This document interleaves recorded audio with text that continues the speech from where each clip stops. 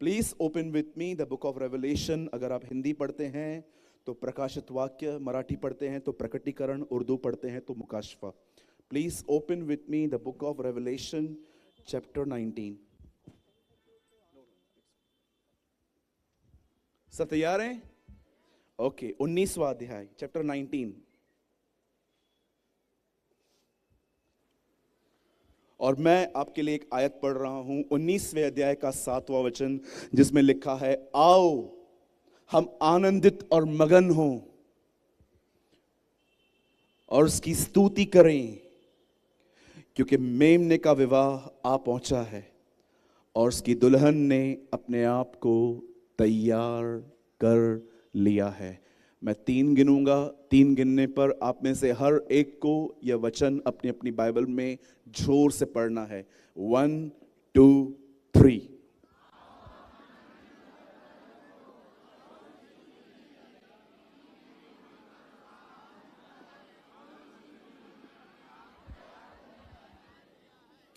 Okay, मैं चाहता हूं अब आप सब सामने देखें। जितने भी लोग यहां बैठे, दाएं बाएं जहां पर भी आप बैठे हैं, सामने देखें। अपनी बाइबल को आप छोड़ दें, मैं कोई और कलाम आपसे नहीं खुलवाऊंगा। मैं चाहता हूं अब आप सब सामने देखें, सुनिए।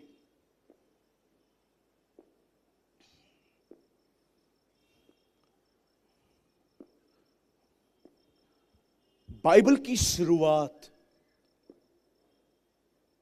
एक शादी से होती है। यह शादी थी आदम और हवा की। परमेश्वर ने स्त्री और पुरुष बनाए और उन्हें एक किया।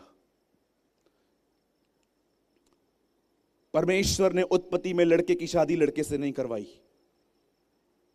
और ना ही लड़कियों की लड़कियों के साथ। याद रखिएगा। और ना ही खुदा ने यह अलाउ किया कि कोई विदाउट शादी रहेगा एक साथ। जैसे आजकल एक कल्चर स्टार्ट हुआ है, live in relationship without marriage. लोग एक साथ रह लेते हैं, फिजिकल हो जाते हैं, इस बेस पे कि एक दिन शादी करेंगे। रॉन्ग। विवाह का बिछौना निष्कलंक रहे, कलाम मुकद्दस कहता है। जिस पलंग पे शादी के बाद चढ़ना था, आप उसे पहले नहीं यूज कर सकते। ये मैं नहीं, ये कलाम पाक कहता है। मेरे बाइबल की शुरुआत एक शादी से होती है, एडम एंड ईव की मैरिज। नए नियम में यीशु मसीह ने पहला चमत्कार एक शादी में किया। वो काना नगर में आया, जहां पर एक विवाह था, जहां पर अंगूर की रस, दाखरस समाप्त हो गई। कुछ शराबी लोग जो होते हैं ना, जो मसीह के अंदर रहते हैं, उन्हें लगता है प्रभु ने वहां पर वाइन पी थी। इन भेवड़ों को वहां से यह वचन मिलता है, या आई कॉल देम भेवड़ा। मुंबई में इनको भेवड़े कहते हैं हम।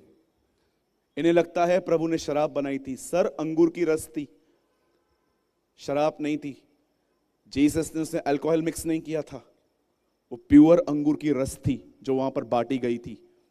इस हॉल में बैठा हुआ हर व्यक्ति जो शराब पीता है, मैं आपको कहना चाहता हूं, अगर आपने प्रभु के आने तक ये बातें नहीं छोड़ी, आपका अंतिम दिन नरक में होगा। या आमीन। इन बातों पे आमीन बोलना सीखो। सिर्फ कार बंगले गाड़ियों पे आमीन मत बोलो। मैं आप में से हर एक को कहना चाहता हूं, पियक्कड़ लोग कभी परमेश्वर के राज्य के वारिस ना होंगे, कभी भी नहीं।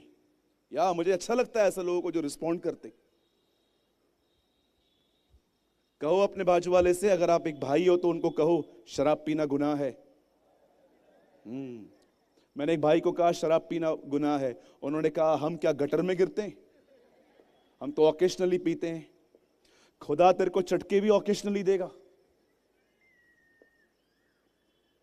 भैया मैं साल में एक ही दिन पीता हूं, तो परमेश्वर तुझे साल में एक दिन नरक भी भेजेगा। यह पवित्र आत्मा का मंदिर है। आप इसमें गुटखा, तंबाकू, पॉर्न वीडियो, गंदे संबंध नहीं डाल सकते। यह परमेश्वर का मंदिर है।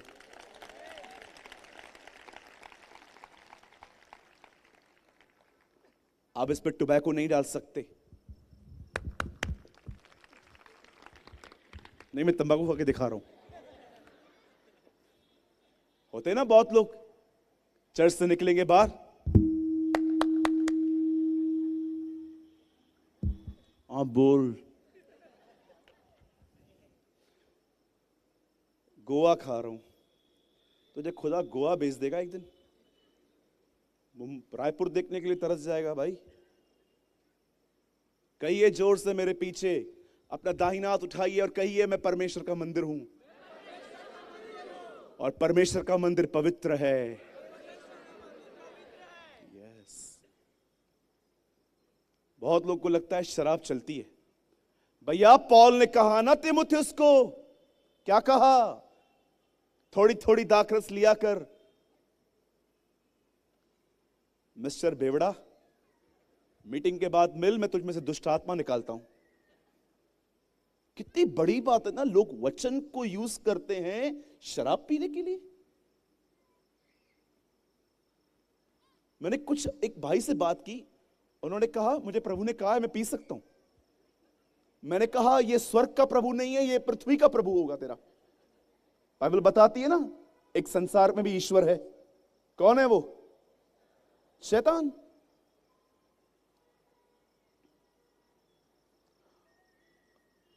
बाइबल की शुरुआत एक मैरिज से हुई।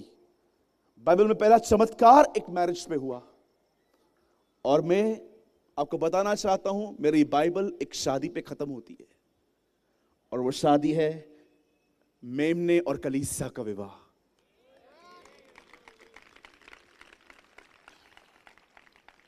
क्या आप इस बात को जानते हैं? परमेश्वर ने आपको पवित्र आत्मा क्यों दिया? खुदा ने आपको पाक रूह क्यों दिया? अगर आपको लगता है मैं पुराना हूं, मुझे सब कुछ पता है, मुझे मत सिखाओ, तो मैं आपको बताना चाहता हूं, आज आपको तो बड़े ध्यान से सुनने की जरूरत है।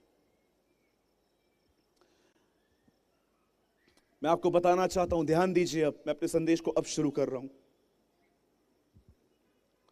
आज से बहुत साल पहले बाइबल बताती है एक व्यक्ति था, परमेश्वर ने उसका चुनाव किया, परमेश्वर ने उसे अपने पास बुलाया। His name was Ibrahim. उसका नाम इब्राहिम था। कलाम पाक कहता है प्रभु उसके साथ प्रतिज्ञा के साथ आया, हे इब्राहिम, अपने पिता के घर को छोड़, अपना घर छोड़, और उस जगह पे चला जा जो जगह मैं तुझे देने वाला हूं। और बाइबल बताती है परमेश्वर के इस वचन के अनुसार इब्राहिम चला।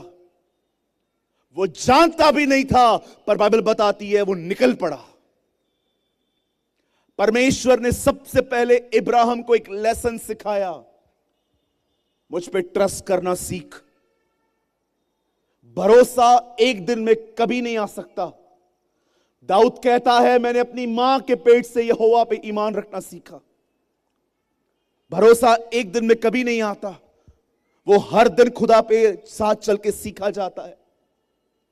परमेश्वर ने इब्राहिम से 3 प्रतिज्ञाएं की। पहली प्रतिज्ञा, वो उसे लैंड देगा। दूसरी प्रतिज्ञा, वो उसे संतान देगा।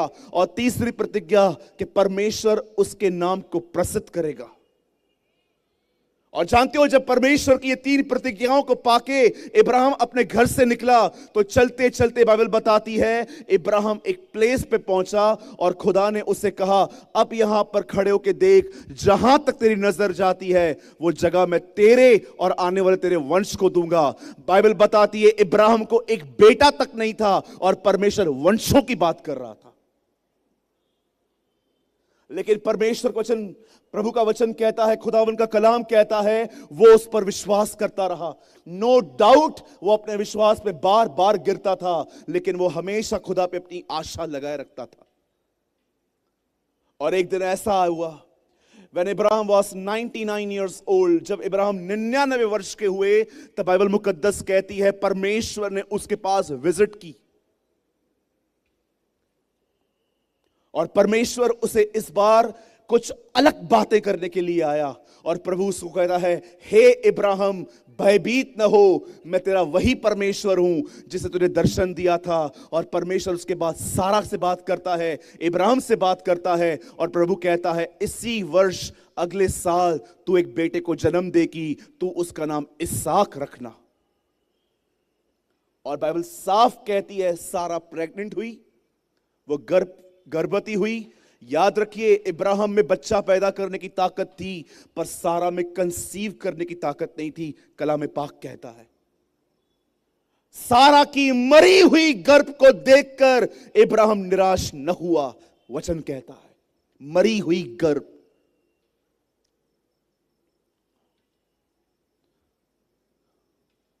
और 100 साल की उम्र में वचन कहता है सारा 90 की थी, उन्होंने एक बच्चे को जन्म दिया जिसका नाम उन्होंने रखा इसहाक।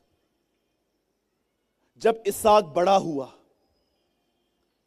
जब वो ग्रोन अप होने लगा, जब वो मैच्योर होने लगा, जब उसके अंदर सेक्सुअल फीलिंग्स ग्रो करने लग गई, जब उसके अंदर की जो अभिलाषाएं थी जागने लगी, तब एक समय ऐसा आया जब इब्राहिम को लगा अब मुझे इसका विवाह कर देना चाहिए।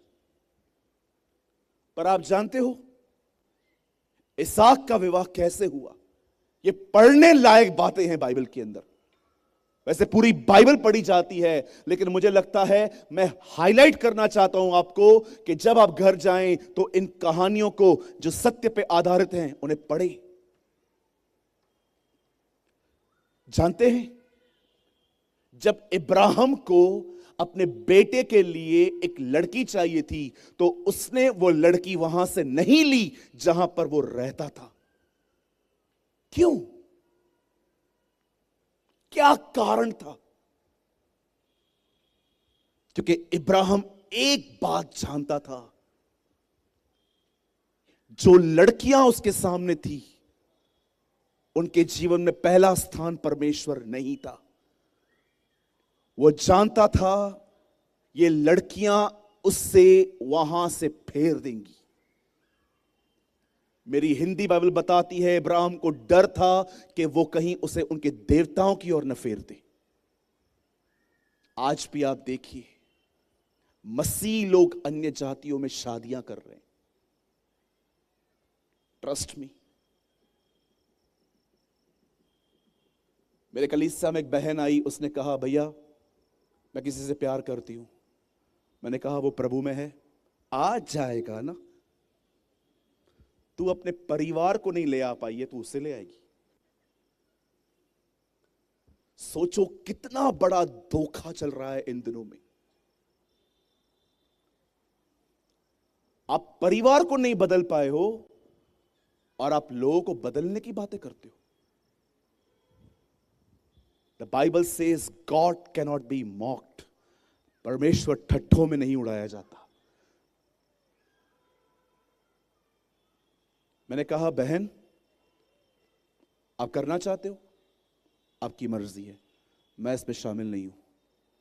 आप मुझसे उम्मीद मत करना कि मैं आपकी मैरिज में आऊंगा। आप जानते हो उसने की शादी, 10 महीने हुए हैं, लड़की चर्च नहीं आई है। एक दिन फोन किया, ये मुझे चर्च नहीं आने दे रहे हैं। गया उधर, खत्म।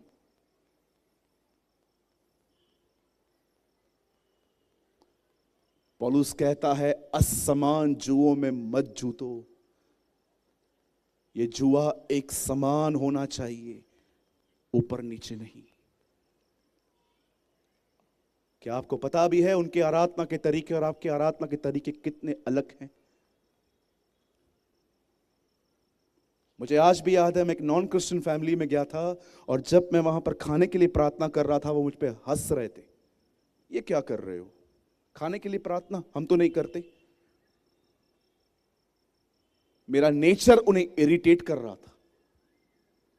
मैं बार बार कह रहा था मैं खुदा से पूछूंगा, मैं खुदा के सामने दुआ करूंगा, मैं प्रभु के सामने रखूंगा, प्रभु की मर्जी पूरी हो।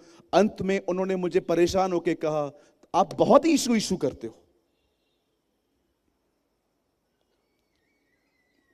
आज आप में से बहुत लोग ब्लाइंड होंगे, नहीं नहीं ब्रदर सब ठीक है, लड़का अच्छा है, okay just wait and watch.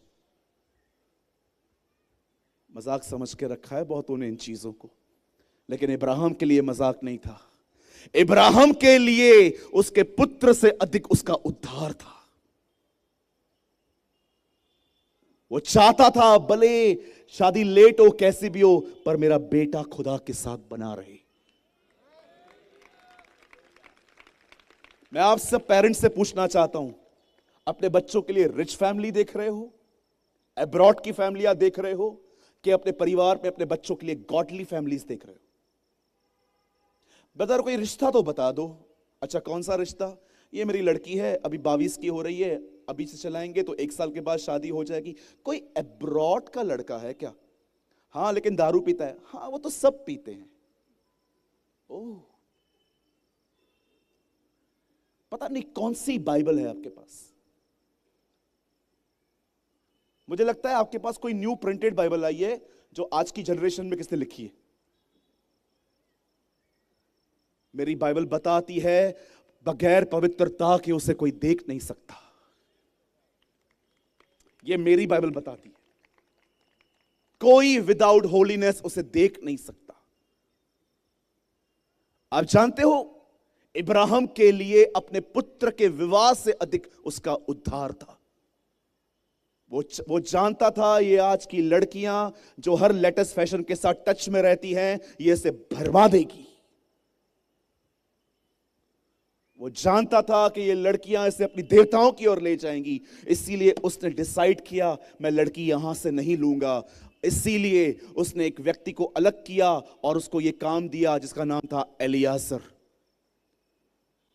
उसने एलियाजर को कुछ गोल्ड दिया, कुछ ऊंट दिए और कहा जा मेरे गांव में जा, वहां से एक लड़की को लेकर आ। और बाइबल बताती है 20 ग्राम के कुछ बैंगल लेकर, वचन कहता है एलियाजर अपने हाथों में ऊंट को लेकर निकला और रास्ते पे ये दुआ करते गया कि प्रभु मैं प्रार्थना करता हूं जो भी लड़की आपने मेरे स्वामी के बेटे के लिए रखी है वो खुद सामने आए और कहे क्या मैं तेरे ऊंटों को पानी पिलाऊं।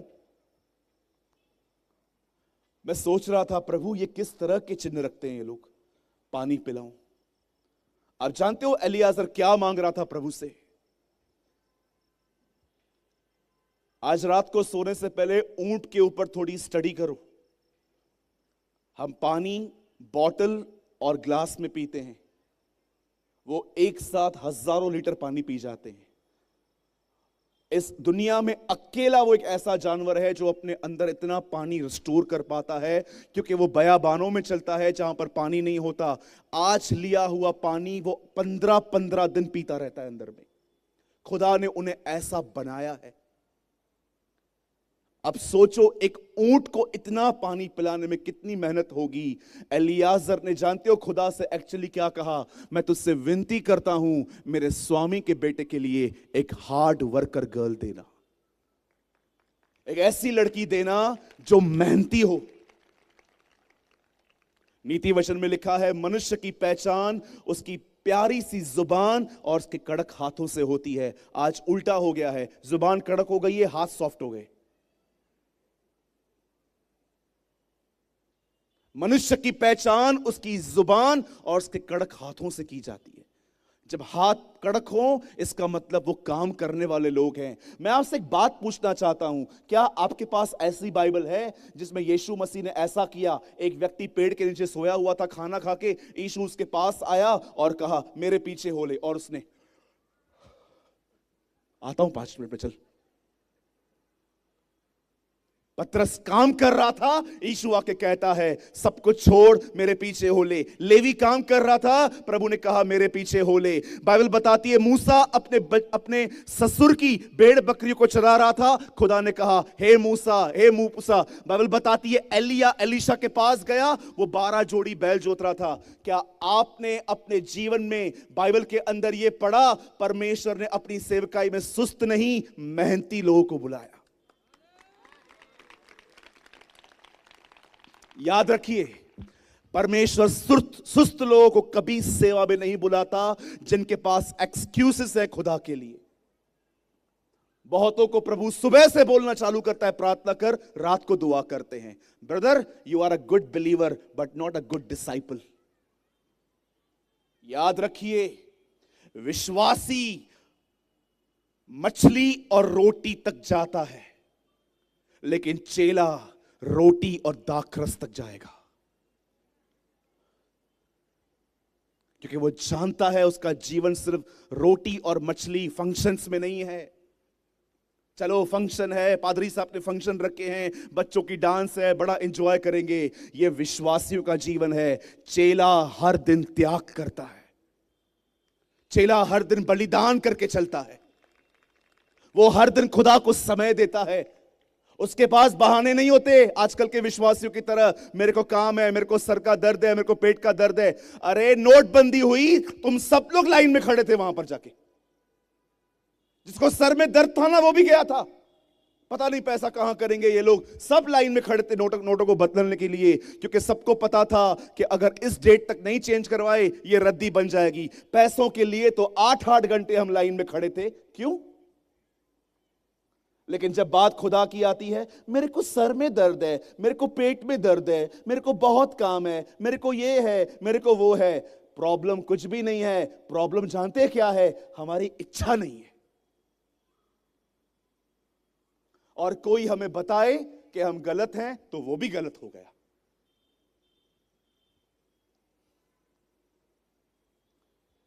जब बाइबल बताती है एलियाजर ने दुआ की और वो एक कुएं पे पहुंचा, और कुएं पे लिखा है रिबेका वहां पर आई, और रिबेका ने कहा, हे मनुष्य, क्या मैं तेरे ऊंटों को पानी पिलाऊं? वहीं पर एलियाजर समझ गया, यही वो लड़की है जो परमेश्वर ने मेरे स्वामी के बेटे इसहाक के लिए चुनी है। एलियाजर ने बैंगल लिए, उसके हाथ में डाले, लेकिन एलियाजर जानता था ये कस्टम वाली गर्ल है, ये ऐसे ही नहीं होगी।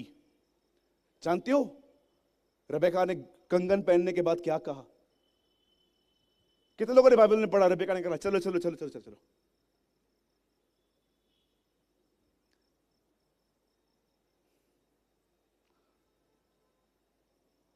आप जानते हैं रिबेका एक कस्टम्स गर्ल थी। वो जानती थी ये चीजें बड़े डिसाइड करे। बोलती है, जा मेरे बाप से बात कर।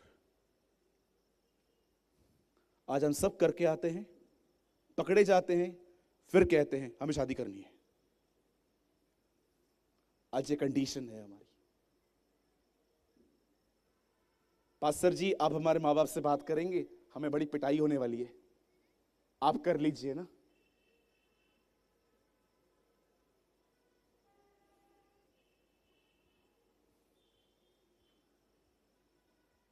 और वचन कहता है बड़ी आसानी से रिबेका को छोड़ दिया गया। लाबान खुश हो गया कि रिश्ता इब्राहिम के घर से आया है। उसने कहा, तू जा, चली जा। वचन कहता है 1 महीने का रास्ता था वो। हर दिन वो चलते गए चलते गए चलते गए। अब मैं आपसे एक सवाल पूछना चाहता हूं, विशेषकर भाइयों से और बहनों से, जवान लोगों से। मैं आपसे एक सवाल पूछना चाहता हूं, ये पूरा महीना जब रिबेका एक ऊंट पर कंगन पहन के बैठी थी और एलियाजर ऊंटों की अगुवाई कर रहा था आगे आगे चलने के लिए, मुझे बताइए रास्ते पे चलते चलते रिबेका ने उससे क्या क्या सवाल किए होंगे? आजकल की बहनें क्या करती? सिर्फ ये जो पहनाया है ये इतना ही है कि इसके बाद भी तुम लोग के पास कुछ है? हाँ, अच्छा एलियाजर सुन तो, 1 मिनट रुक तो। हाँ बीबी जी, क्या हुआ? तुम लोग के पास ऑडी है ना? मैं मारुति में नहीं बैठती हूं। अच्छा ओके, और तुम लोग के पास क्या क्या है मुझे बता। अरे बैठ, किधर लेके जा रहा है पहले बता, किधर तू?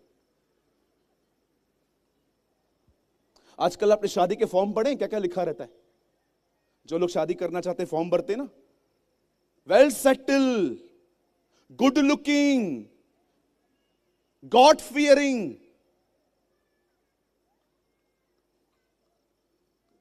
और शादी करके जाओ, बाद में मालूम पड़ता है गॉड फियरिंग छोड़ो, ये गॉड फ्री फैमिली है, इनका खुदा से कोई वास्ता ही नहीं है। हालेलुया। दूर से दिखता है गॉड फियरिंग फैमिली, घर पे जाओ मालूम पड़ता है गॉड फ्री फैमिली है ये। इनको खुदा का कोई भय ही नहीं है, चीटिंग करके कमाते हैं, घर पे सब देखते हैं। इनके घर के अंदर वो क्या चलते हैं आजकल, नेटफ्लिक्स चलते हैं इनके घर के अंदर, वो पागलों का प्रोग्राम चलता है ना, 15-20 लोग अंदर बंद रहते हैं। कौन है वो एकदम संकी लोग, कौन होते हैं वो 15-20 लोग रहते हैं, बिग बॉस, वो भी बैठ के देखेंगे, बैठ के देखूं आज क्या हो रहा है। वो संकी भी उठते हैं सुबह सुबह डांस करके और फिर चालू करते हैं। और हम लालची गुरु, लोभी गुरु, लालची चेला, दोनों नरक में ठेलम ठेला, वही बातें हैं। You know the Bible says, क्या कहा गया, मैं ये बिलीव करता हूं जब रिबेका उसके ऊपर बैठी हुई थी, आगे एलियाजर चल रहा था, उन दिनों में एक ही मुद्दा होगा बात करने का, और वो मुद्दा होगा इसहाक। वो पूछती होगी मेरा पति कैसा है, उसकी हाइट कैसी है, उसके बाल कैसे हैं, स्किन वाइट है कि ब्लैक है, कितने साल का है वो, कैसा दिखता है, मदर है नहीं है, वो उससे ये जानकारियां लेती होगी। लेकिन आज हम ये सब बातें नहीं जानना चाहते। आज हम जानना चाहते हैं एसियां कितनी है, गाड़ियां कितनी हैं, अब्रॉड में लड़का पढ़ता है, एनआरआई है, कितना बैंक बैलेंस है, ये है वो है, अपना घर है कि नहीं है। रिबेका ने यह सब नहीं पूछा होगा, क्योंकि रिबेका के लिए घर नहीं व्यक्ति इंपॉर्टेंट था। आप जानते हैं एक दिन ऐसा हुआ जब बाइबल बताती है वो वहां पर पहुंची, रिबेका और इसहाक का विवाह हुआ। अब आप सोचते होंगे प्यारे भाई आप क्या बताना चाहते हो, आप शादी तो यीशु मसीह के बारे में बता रहे थे, मेमने और यीशु का विवाह। मैं आप में से हर एक को आज यहां पर बताने आया हूं, याद रखिए मेरे जितने भी भाई बहन, यंग ओल्ड टीन, जितने भी लोग यहां बैठे हैं, याद रखना इब्राहिम को अपने बेटे के लिए एक दुल्हन चाहिए थी, और उसने ये काम एलियाजर को सौंपा कि जा उस गांव में और मेरे बच्चे के लिए एक दुल्हन लेकर आ। वैसे ही परमेश्वर को प्रभु यीशु मसीह के लिए एक दुल्हन चाहिए, इसीलिए उसे पृथ्वी पर पवित्र आत्मा विश्वासियों में भेजा है, ताकि वो पवित्र आत्मा उसकी दुल्हन को तैयार करके उसे वहां ले जाए।